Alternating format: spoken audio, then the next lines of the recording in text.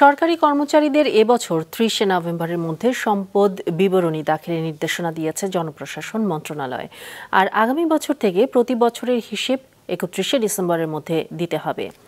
বিকেলে সচিবালয়ে মন্ত্রণালয়ের সম্মেলন কক্ষে মন্ত্রণালয়ের সিনিয়র সচিব ডক্টর মোখলেসুর রহমান জানান, দুর্নীতি প্রতিরোধ এবং স্বচ্ছতা ও জবাবদিহিতা নিশ্চিতে এ সিদ্ধান্ত নিয়েছে সরকার। বিবরণী না দিলে অথবা ভুল তথ্য দিলে বিভাগীয় ব্যবস্থা নেওয়া হবে। মন্ত্রণালয়ের নির্ধারিত ছকে এসব তথ্য জমা দিতে হবে। আদালতের আদেশ ও সংশ্লিষ্ট কর্তৃপক্ষের অনুমোদন ছাড়া সম্পদ বিবরণীর তথ্য হস্তান্তরযোগ্য নয়। এক্ষেত্রে তথ্য অধিকার আইন ২০০৯ প্রযোজ্য হবে না।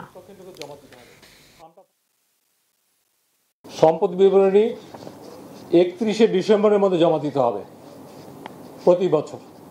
যেহেতু এই বছর আমাদের নতুন একটা বছর পাইনি, ভাঙা বছর, এই জন্য এই বছরেরটা ৩০শে নভেম্বরের মধ্যে জমা দিতে হবে।